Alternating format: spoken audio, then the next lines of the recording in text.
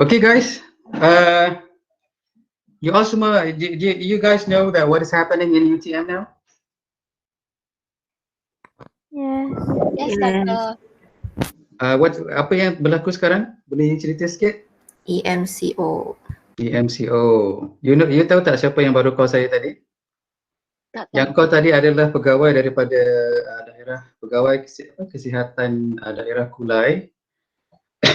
Dia call saya sebab because this Friday and Saturday semua penghuni KTHO akan kena swab test, including me and my kids and my family. So there will be about 600 people yang akan ambil swab test.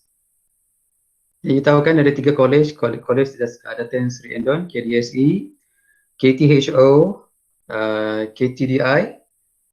Kita semua dah dapat quarantine order a week before Hari Raya. So dari a week before Hari Raya sampai sekarang saya tak pernah keluar mana-mana. Saya terpaksa jaga you all punya makanan untuk pelajar-pelajar yang ada, around 600 people. Berapa kali 3 kali sehari saya kena keluar, kena bagi agihkan makanan. I need to take care of those who are sick and I cannot go out. So if you guys rasa you penat ke, you susah, saya rasa saya lagi susah, and I also have to look at the lectures. I have to make sure that the course is running. I'm always selalu akan dapat panggilan daripada doktor, daripada macam-macam lah, pusat quarantine. Because we have lots of cases in KTHO. At the moment, we have 14 cases, 14 cases. Those who are positive and those who are apa orang kata, close contacts. So kat sekarang ni kita agak kelab-kabut sikit lah. Okay. You guys tahu ke tak tahu sangat? Because you're staying outside. Knows a little. It's getting really serious in UTM. Bukan main-main lagi Hari ini pegawai polis akan datang, those from MKN, Majlis Keselamatan Negara, dia akan pasang dawai berduri sekeliling lah kawasan to make sure that no one is getting out of this premises daripada UTM. Tak sesiapa boleh meninggalkan kawasan UTM dan tak ada orang yang boleh masuk. So tak boleh suka-suka hati nak keluar dan tak boleh suka-suka hati nak masuk. So that's the rules. Sampailah bila you punya PKPD ni akan berakhir sampai bila you tengok tak berapa bulan? 3rd of June 3rd June. So saya minta kerjasama semua orang lah. I need everyone to apa orang kata jaga diri masing-masing. If you don't need to go out, you don't go out. You don't minimize your contacts, especially those physical ones.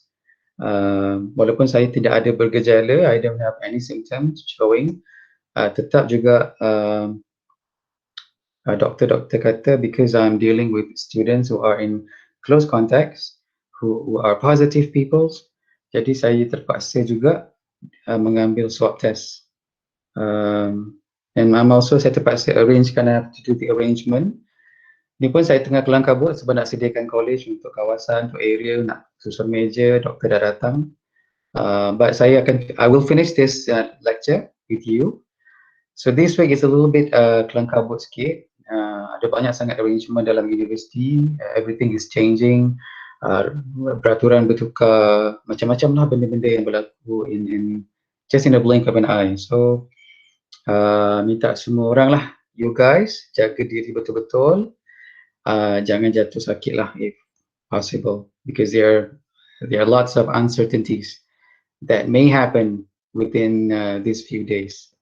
Okay guys, boleh tak saya dapatkan pelajar-pelajar saya yang bersemangat sikit? Saya pun penat sangat because saya tak tidur sangat these days, especially daripada 2 minggu sebelum ni, it's very busy. Tapi sebab I have a bigger responsibility untuk menjaga pelajar-pelajar lain, termasuklah ada juga pelajar-pelajar dari Biosensor yang tinggal di KTHO termasuklah pelajar-pelajar FIUP saya, they are staying here in this college. So hari ini we will finish the third lecture kita is about the third generation of glucose biosensor. So boleh tak kita mulakan kita punya lecture? You guys ready? Yes, ready. Yes, Okay. doctor. Okay, thank you guys. Right.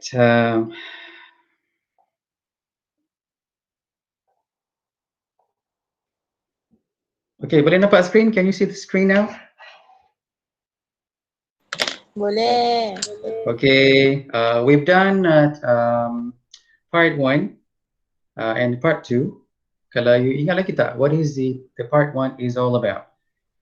It's still on glucose biosensor. The first part, the first generation of glucose biosensor, macam mana dia punya working mechanism, working principle, if you remember, it something has to do with the oxygen. Someone? Guys? Can you recall? I think the oxygen is being reduced. Okay. So the reduction in oxidation and oxygen will give you what? What happens when it's hydrogen peroxide? okay?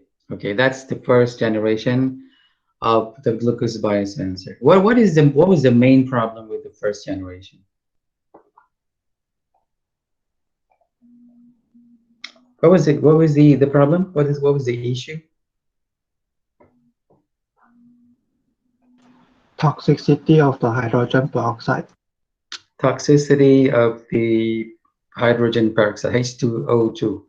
So what was the solution? Apa solution dia untuk the first generation, if you remember? I think they come up with second generation with the presence using mediator.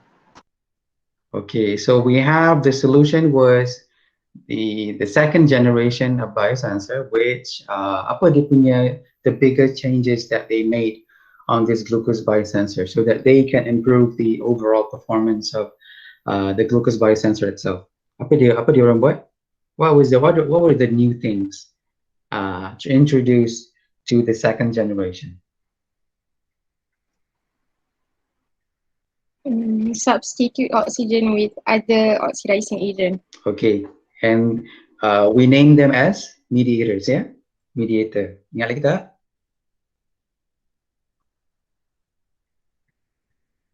You all ingat lagi tak? Mediator? What is a mediator? What is the function of a mediator? Why do we need a mediator in glucose biosensor? It's an electron transfer agent. Yes, because they help to transfer the electrons. Remember, if we don't get electron transfer, that means we are not getting any signals. Remember, the analytical method is all about the transfer of electrons from where to where. Remember?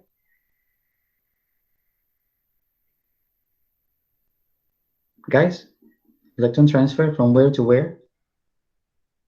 Where is the electron transferring from to? From where to where? Remember the surface? The electrode surface? What is the principle of a reaction to take place? What should we have? Remember I said all the reactions happens on the surface of the electrode. Yeah, you immobilize your sensing elements onto the surface of the electrodes, and then comes the target molecules. Once the target molecules and your sensing elements are interacting, then you get reaction. From that reaction, you produce electrons. What kind of reactions? It's either reduction or oxidation. So oxidation means that you are donating electrons, you're producing electrons. That electrons will be transferred from here to another point, from one point to another point. Okay? By having electron transfer, you are producing current. Remember, the definition of current is the number of electrons flowing in 1 second. The more electrons you get, the bigger signals you will get. The signals in the form is of electrical current. That is amperometric or voltmetric technique. Okay, guys, can we go to the third part today? Yes. All right, thank you. Okay, the third generation of glucose biosensor involves the direct enzyme electrode coupling. Remember, in the second generation, in order to get electron transfer, we need a mediator. So without mediator, we will not get electron transfer. Electrons cannot transfer without a mediator. So in the third generation, they want to upgrade this glucose biosensor. What do you mean by upgrading? Upgrading means they want to have a direct electron transfer. Not, dia macam ni lah, you nak bagi barang kepada seseorang, you nak bagi direct ataupun you gunakan orang lain, orang tengah. In the second generation, you menggunakan postman. Contoh, you nak hantar surat, you gunakan postman, postman hantar kepada your father, contoh. Tapi sekarang you nak bagi direct pada you punya ayah, you terus bagi direct lah kat tangan, macam tu contoh. So that's kita buat analogi lah sebagai direct electron transfer.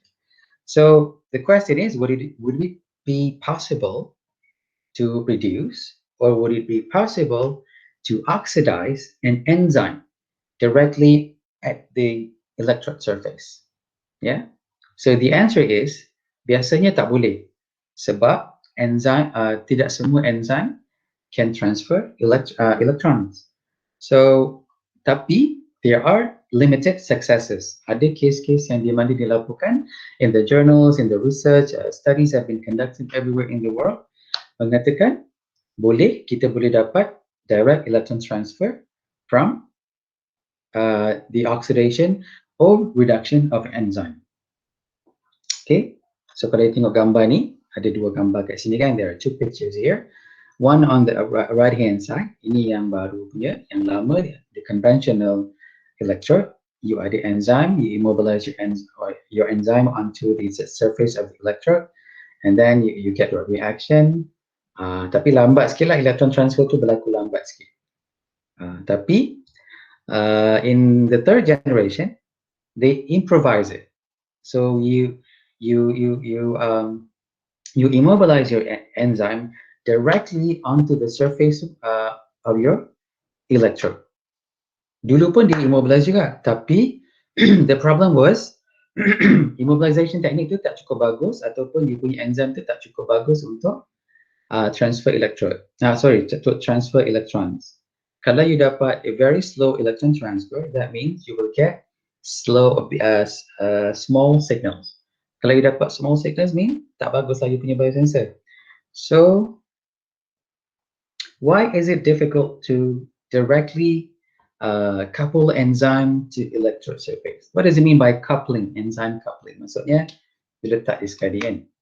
Okay, amperometric enzyme electrodes typically require, they need some form of electrical communication between the electrode and the active side. Active side of what? Active side of the redox enzyme that is reduced or oxidized by the substrate. So you have an enzyme, your enzyme can be oxidized, or it can be reduced. That doesn't mean by redox enzyme. So, however, apa dia punya limitation? Okay, the electrooxidation of a reduced site or electroreduction of an oxidized sites, the rate of which is proportional to the concentration of the enzyme structure. That means, maksudnya, the more substrate you have, so the more oxidation and reduction you will get. So if you have more reactions, that means your electron transfer rate will be higher. Ataupun the concentration of the enzyme substrate is proportional to that reaction. Kalau ada banyak reaction, maknanya ada banyak lah you punya substrate ataupun target molecule yang you nak detect. So this thing is complicated by what? By the fact that the active site is often located deep inside an insulating protein shell. If you have a protein, there is a shell there. Inside the shell, there is the active site. So, in order for an electrons to be transferred, dia kena pergi dekat, kena lalu active site untuk paskan elektron. Selagi tak sampai situ, you will not get electron transfer. Kalau you tak dapat electron transfer, then you will not get signals. So that means kalau you tak dapat signal, your biosensor is not working. It's not a good biosensor. So therefore, the redox enzymes such as glucose oxidase, they do not directly exchange electrons with simple metal electrodes. Kalau you gunakan metal electrode yang biasa saja, you tak akan dapat electron transfer. So they need to do something new here. So apa yang berlaku kat sini, kalau you tengok balik semula, this is just like a revision lah. Okay guys, boleh tak saya tanya dengan you all semua pasal active site ni? Can someone say something about active site? Kenapa kita kena, why do we talk about active site inside an enzyme or inside a protein shell? Wow, apa yang penting sangat tentang active site ni? Why do we care so much about active site? Can someone help? Boleh tak saya dengar sikit a few voices? The site where the substrate will bind to the enzyme to be broken down into product. Yeah. So if your active site is too deep, what happens? Macam mana reaction tu? What happens to the reaction rate? Let's say, will it be slower or will it be faster? Slower. Slower. Okay. Of course lah kan. So macam analogy yang kita tunjukkan di sini, you ada substrate, you have an enzyme. If they fit, if they match, then they will click. If they don't, dia takkan jadi reaction lah. So as glucose oxidase does not directly exchange electrons with a metal electrode, kenapa dia tak boleh nak exchange electrons? Maksud exchange maknanya dia tak boleh lalu lah. Saying kan, you need to make a circle like a circuit. Remember, our electrical circuit. Kenapa kita selalu panggil electrical circuit? Sebab they are moving around, round and round and round and round, so that you get a continuous current flowing. Okay? So tak boleh. They don't allow electrons to pass through them because there is a big resistance. Ada resistance yang besar, tak boleh nak lalu. So it's very difficult for the current to be produced. Kalau tak boleh, if the electron cannot pass through, that means tak adalah current yang terhasilkan. Sebab current is defined as the number of electrons flowing in 1 second. So kita perlukan apa? We need the enzyme reaction center to be directly electro-oxidized or electro-reduced. Maksudnya dia direct kat situ. Tidak perlukan mediator ke apa untuk paskan elektron yang telah terhasil. So, how can this be overcome? Macam mana kita selesaikan masalah ni? You can use a smart material. In this case, we were talking about a redox hydrogel. Kalau you Google, pergi dekat YouTube, try type redox hydrogel. Nanti kat situ ada banyak a few video clips that you can watch. So you nampak lah sebenarnya what is it about redox hydrogel that can help in this third generation of glucose biosensor. But I don't want to talk about this material so much here, but you all boleh tengok sendiri di dalam YouTube nanti. So redox hydrogel was invented by this guy named Adam Heller.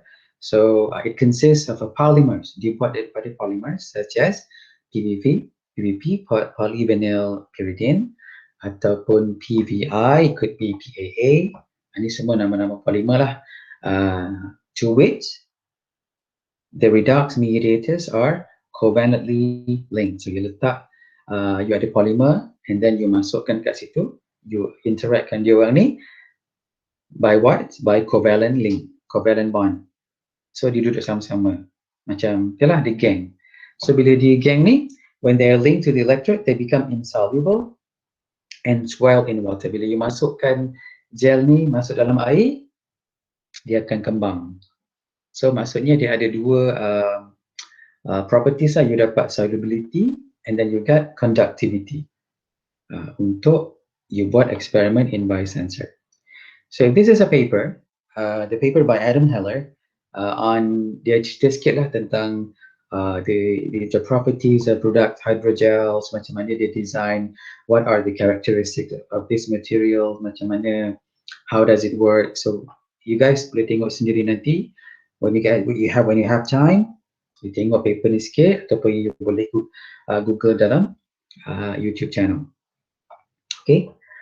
So macam mana masalah ni boleh diselesaikan? So when redox enzymes are co-immobilized, remember the word immobilization?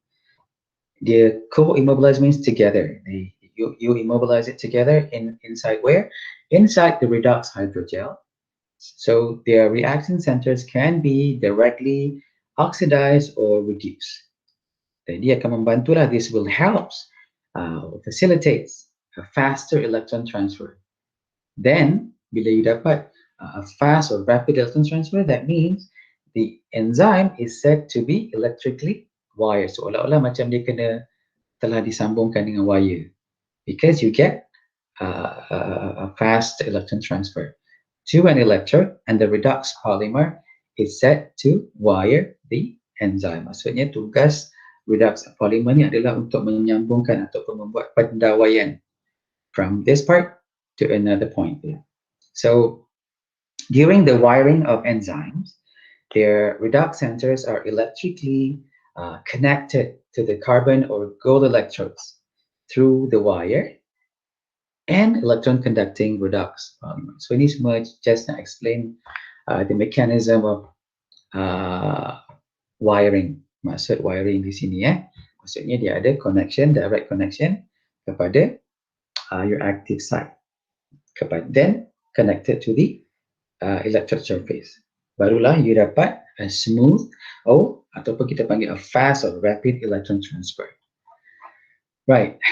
This is just an example how the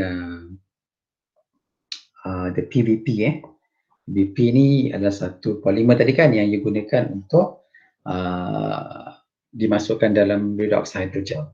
So dia akan covalently link, dia akan bagi covalent bond. So dia akan dissolve lah, dia tak akan pergi mana-mana, they stay inside the gel. Okay.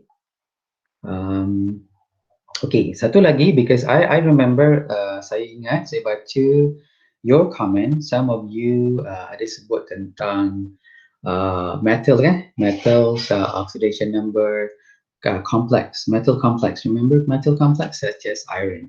Iron ni boleh jadi oxidation number dia boleh bertukar-tukar kan, it can change from 0 to +1, +2, +3, +4, +5, +6. Maknanya ada banyak oxidation state, ada banyak keadaan dia. Kalau if it loses 2 electrons, then it's positively charged ataupun +2. Kalau dia dah hilang 3 elektron, it become iron +3. Maksudnya ada 3 elektron. Then every time they lose electrons ataupun they receive electrons, the properties will change. Mungkin warna dia bertukar, mungkin cara dia, mungkin electron transfer tu akan, if you look at the cyclic voltammetry, remember how does the shape looks like? Mungkin akan bertukar lah dia punya peak tu kan, remember? Ada oxidation peak, ada reduction peak. Apa nanti kita akan berulang kaji balik semula, okay? Okay, number 2, ada macam mana cara mereka menyelesaikan masalah direct electron transfer. Electrodes have now been developed which can remove the electrons directly from the reduced enzymes without the necessity of using such thing as mediators. So macam mana caranya? You boleh gunakan, you can utilize a coating of electrically conducting organic salts. Okay, apa maksud yang dimasukkan dengan organic salts? Yang kita tahu dulu, if you remember, salts, what is the definition of salts? If you remember when you belajar acid and base. Guys, apa yang dimaksudkan dengan salts in terms of acid and base ataupun I don't know macam mana you all define garam. Apa dia garam guys? Contoh garam yang you masak tu sodium chloride. Sodium chloride kalau you masukkan dalam air, you akan dapat apa? They dissolve and then they become ions. Betul tak? And they are conductive. Sodium is positively charged and chloride ion is negatively charged. So that's the definition of salts. So kat sini kita ada, dia kata apa tadi? Dia kata organic salts such as TNCQ. TNCQ ni nama pendek dia lah. Tapi the most important thing about this guy, TNCQ ni, dia boleh apa? The properties is they reversibly reduce. Okay? Ataupun you boleh guna TTF. Maksud dia, dia boleh apa dekat situ dia sebut? Reversibly oxidize. Kalau you dah pernah oxidize dia boleh patah balik ke you punya original state. Maksudnya dia redox lah, dia redox properties. So a pair of these molecules will form a charge transfer complex. Inilah the working mechanism of conducting organic salt. Yeah, remember that? Electrically conducting organic salts. Maksudnya they will allow electron to transfer. That's why they are being used to overcome the problems in the second generation. So they use it in the third generation.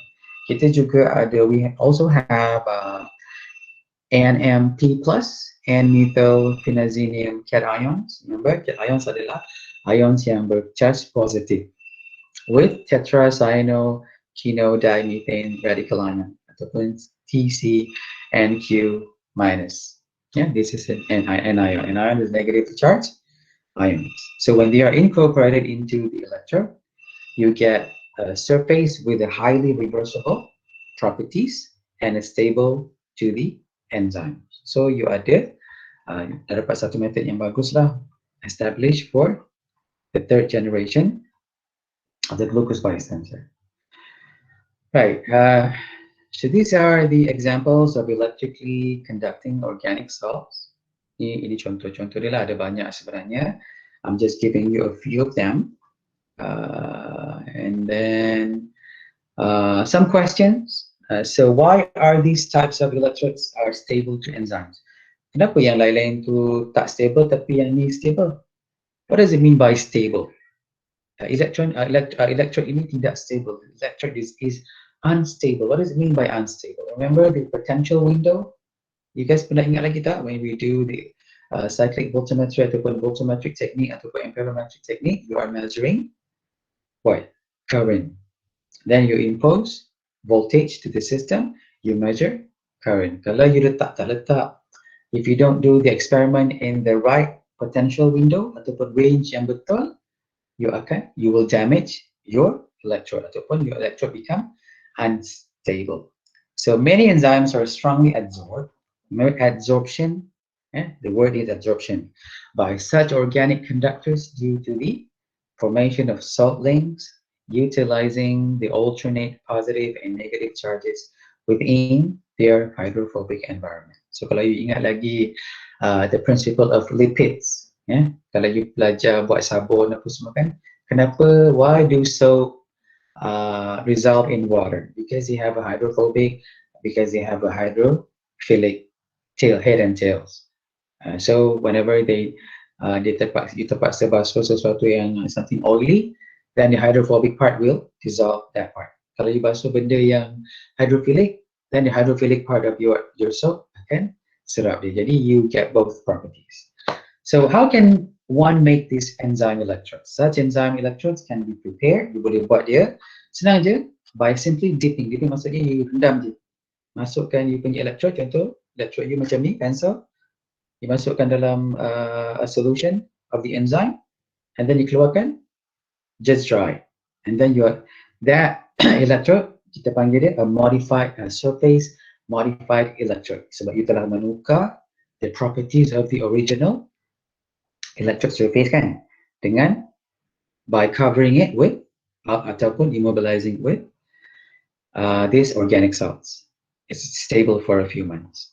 Okay. So this is how you do the how you integrate the redox hydrogel. Okay, you ada kat sini starting materials, glutamate apa semua ni, and then sekali you akan dapat kat sini you punya modified electrode, this part. So ini boleh tengok sendiri reaction ni, tak perlu saya nak jelaskan satu-satu. You can boleh tengok sendiri. Okay, this is the hang on guys. Okay, if you look at this, ni summary dia. First generation, second generation, third generation of glucose biosensor. Lagi tengok, yang nombor satu ni kan, the first generation is about oxygen. The second one is about mediator. The third one, if you see here, if you look at the diagram at the bottom there, it's talking about the direct electron transfer. You have a substrate here, and then your substrate interacts with whatever on the surface of the electrode here. Apa ni yang nampak macam jaring-jaring ni apa? Guys, jaring-jaring ni apa? Sensing elements, yeah, the biocatalyst. Okay, the saya baca kat sini, the amperometric biosensor for flavo-oxidase enzymes, illustrating, showing the 3 generations of the glucose biosensor. Okay, yang pertama ni apa? The first generation talks about the generation of hydrogen peroxide. Remember the main point here, paling penting kat sini dia punya E naught ni apa? Oxidation voltage plus 0.68. And then in the second generation, you use a mediator, a ferrocene, so that you can get electron transfer by the reaction to the electrode. So E naught is here is plus 0.19 volts. And then in the third one, kita baru saja sebut tadi, you use the principle of direct electron transfer. Kat sini you dah rendahkan lagi dia punya potential ataupun voltage dia kepada plus 0.10. Actually, lebih banyak you kena spend, contohnya in the second generation, you have to impose about plus around plus 0.7. Itu agak tinggi agak tinggi dia punya, the potential is a bit high. So you rendahkan sikit, mana tak perlukan tenaga yang banyak. So 0. kepada plus 0.1. So okay, I think that's it for the third generation of glucose biosensor. You guys okay tak? Senang je kan glucose biosensor yang third ni, third one. Dia pendek je.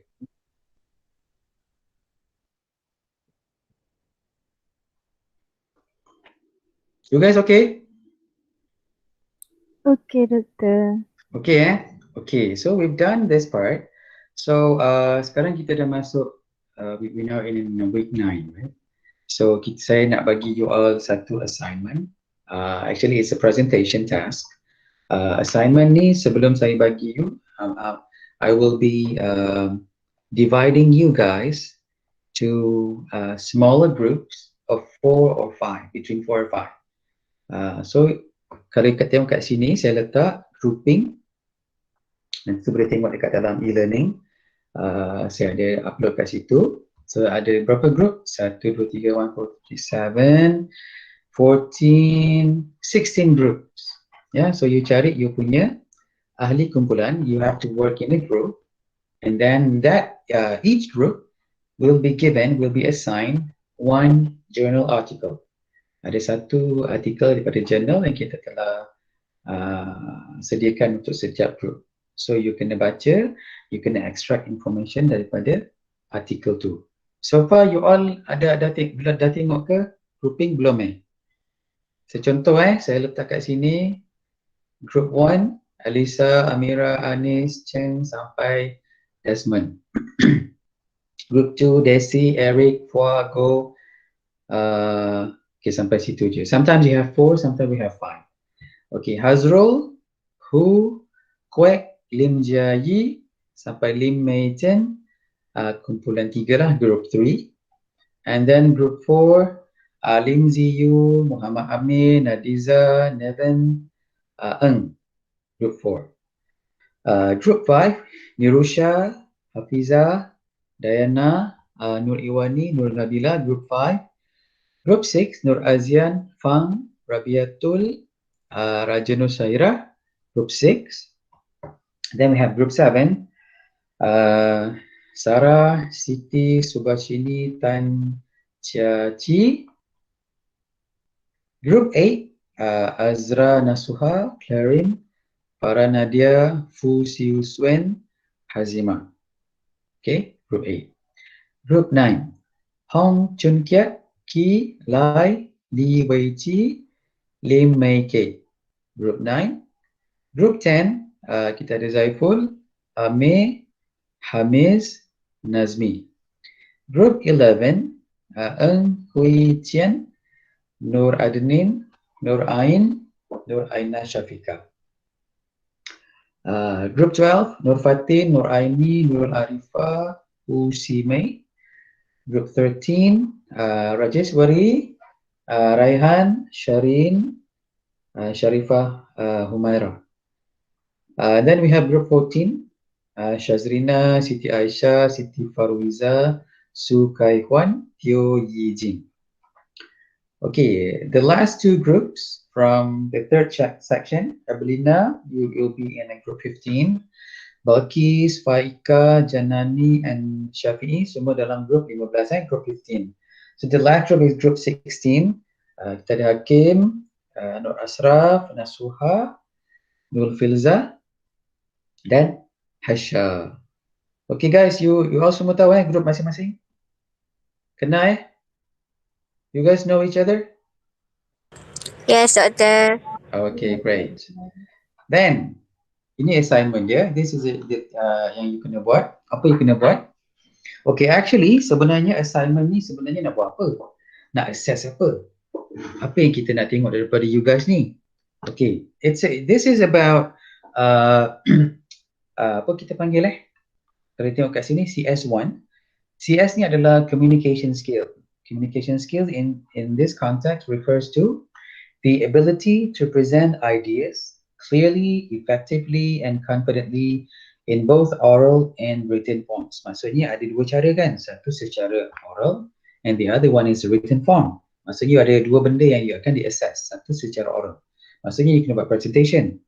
Presentation maksudnya dalam bentuk animation ke apa ke, that's your oral. And then you kena submit satu written forms. Satu laporan lah dalam bentuk written form lah. You boleh buat ni dalam slide ke apa ke, it's up to you then.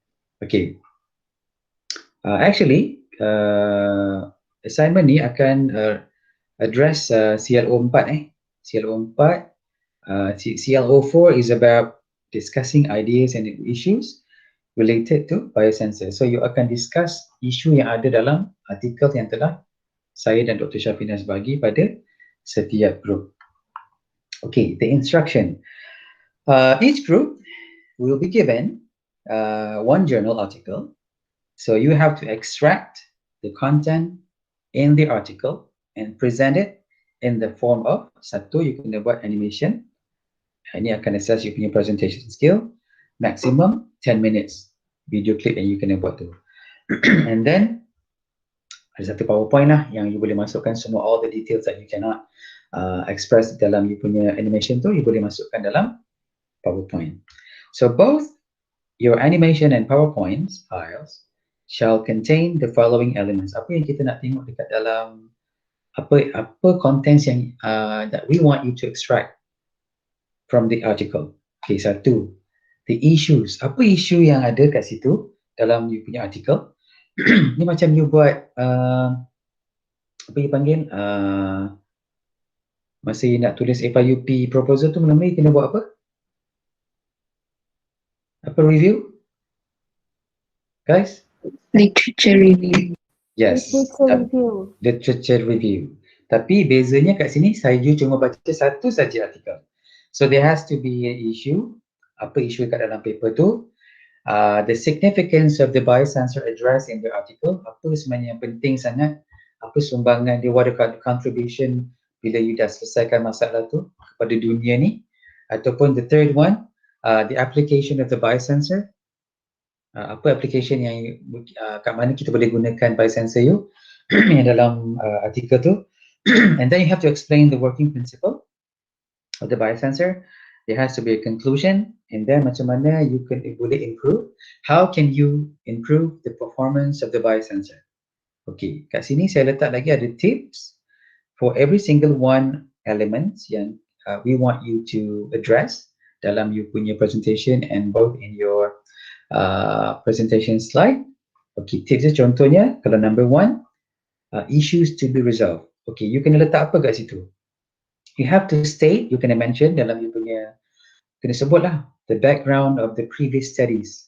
Okay, what is the limitation of that similar biosensor? Contohnya ada previous study yang dah sentuh tentang that particular biosensor. Contoh kalau dia kata detection of pathogen in food, katakan. So sebelum-sebelum ni pun dah ada biosensor that can actually detect pathogens. Tapi apa dia punya background story dia? For example, apa limitation the issues yang ada di dalam previous studies? Contohnya the methods, is it about the materials, atau adakah dia tentang sensing element tu tak bagus ke, transduction method dia pun tak okay ke, ataupun there is a problem with the immobilization technique ke, ataupun sensitivity, the selectivity is low ke. So what is the real problem yang you nak selesaikan? Okay, that's a problem statement. And number two, significance of the biosensor in the article. How important is it to resolve the current problems? Setakat mana pentingnya? Kenapa? Contohnya kalau like we talk about the detection of pathogen in food, kenapa penting kita nak kesan pathogen di dalam makanan? Okay, you boleh sebutlah kepentingan dia. And then the third one, the application of the biosensor construction. Apa application yang you boleh pakai? How can we benefit from this biosensor? You dah pernah buat study ni, dah buat eksperimen. Macam you buat FYUP, just like you doing your FYUP. What are you trying to actually solve? Apa problem yang you nak selesaikan ni? Kat mana you boleh apply whatever you have studied? So explain all this in detail in real applications. Number four, the working principle, the mechanism. How does it work? Contoh you kata tadi, biosensor that can actually do detection of pathogen. How does it work? Contoh apa sensing element dia? Apa transducer yang digunakan? Apa sensitivity dia? How do you define selectivity of this kind of biosensor? Contoh lah So we have to explain it in detail how this biosensor work. Daripada mana? From the construction, you have to talk about the biosensing element, you talk about the immobilization technique, the transduction method, the detection limit, the target molecule, the performance of the biosensor, semualah you baca dekat dalam, within that journal. You baca sama-sama lah, you have 4 or 5 people, maybe you can work together, I don't know how you do it. You selesaikan, you dapatkan maklumat-maklumat. And then you have to put there a conclusion. What can you conclude from the research conducted in the article given to you? Okay, conclusion biasanya pendek-pendeknya. Biasa kalau saya assess FYUP, students selalu letak conclusion panjang-panjang. Actually, conclusion ni, dia pendek je. Adakah you mencapai objektif you? Kalau tak capai, tak capai lah. Bukan you tulis semua finding you, bukan observation you tulis. Tak. Menjawab atau tidak? Are your findings or experimental data too, is it answering your objective or not? That's it. That's the conclusion. Then, finally, the last part. How can you improve the performance of the biosensor in the article? Macam mana you kena bagi, kalau you nak improve the performance lah, you have to give it ideas, constructive ideas, apa-apa saja, anything that can actually enhance the performance. Yeah. So you guys are given more than 2 weeks actually, lebih kurang lah, to complete the assignment. So the submission deadline is June 4th of June, hari Jumaat. So far ada soalan?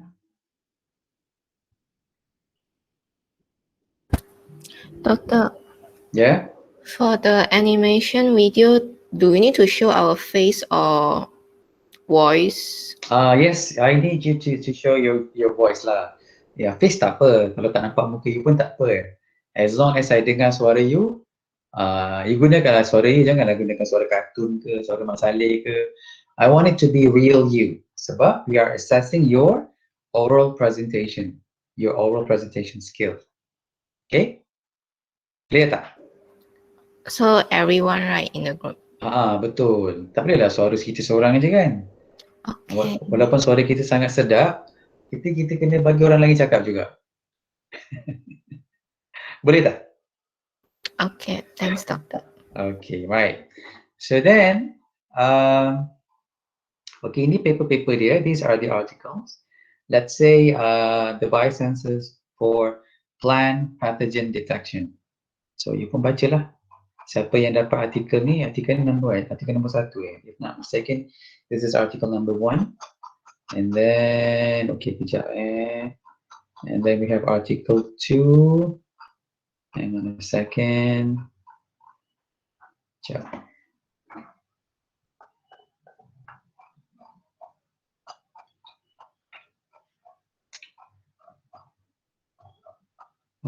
Okay, references. Next one, an optical-based biosensor for the detection or determination of ammonium in aqueous environment. So contohnya dalam konteks ni, we talk about optical base. Remember optical base maksudnya macam mana guys? What is the transduction method? Apa signal yang you dapat dalam biosensor ni? In what form? Guys, optical. Optical will give you signal dalam bentuk apa?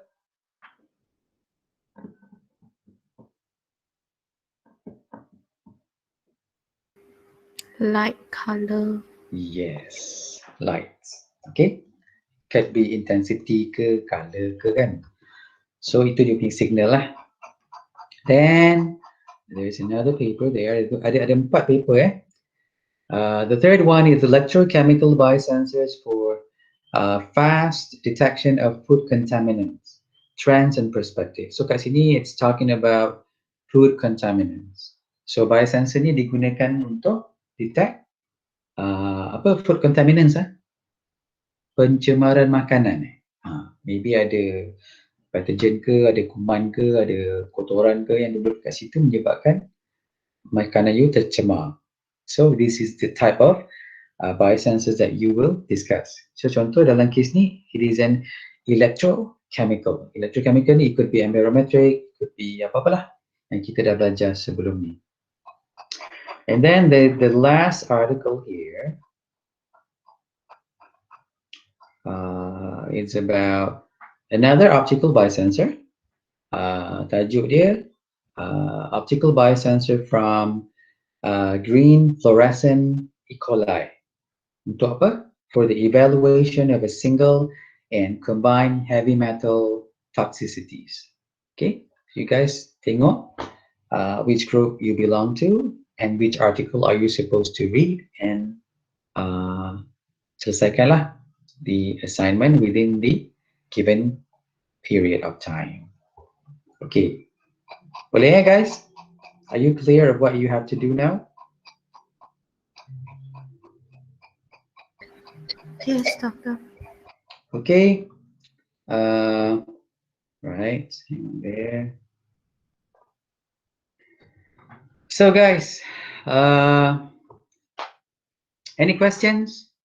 Sebelum saya kembali bertugas sebagai frontliner, sekejap lagi, I have lots of things to do. Sebelum kami semua akan buat swab test, the day, is it tomorrow, isn't it? Oh, yeah, it's tomorrow. So we will have 300 people tomorrow and another 300 people to do swab test the next following day. So banyak sebenarnya arrangement yang kena buat. I really need you guys to take care of yourself. Jaga diri you. Hopefully you guys boleh balik ke campus lah. Even though we know that that situation maybe akan ambil masa lah. But anyway, ada apa-apa lagi tak? You guys nak cakap pada saya? Terima doktor. Okay. Hey, doctor. Doctor, can I ask a question? Yeah, sure. How about our lab? Is it will be virtual lab? Oh yeah, I think I'll need to discuss this with Dr. Shafinaz as well. Nampak gayanya, I don't think we can go back to the lab because semua lab akan jadi virtual kan? You guys pun dah tahu kan?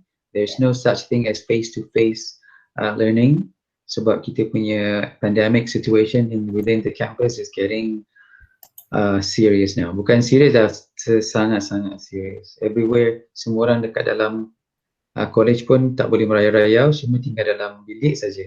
Especially in those 3 colleges, KTHO, KTDI, and then KDSE. Now K9 K10 pun dah ada infection. Pengetua K9 K10 pun dah positif kan, and the family as well has been infected. So dia pun pengetua K9 K10 telah dihantar ke Pasir Gudang the quarantine center. So sebenarnya keadaan dalam ni sebenarnya sangat bagi saya very challenging lah sebab I have to take care of myself. I also have to take care of other students. 600 students is no joke.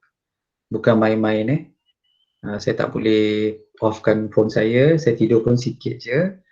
I have to divide my time.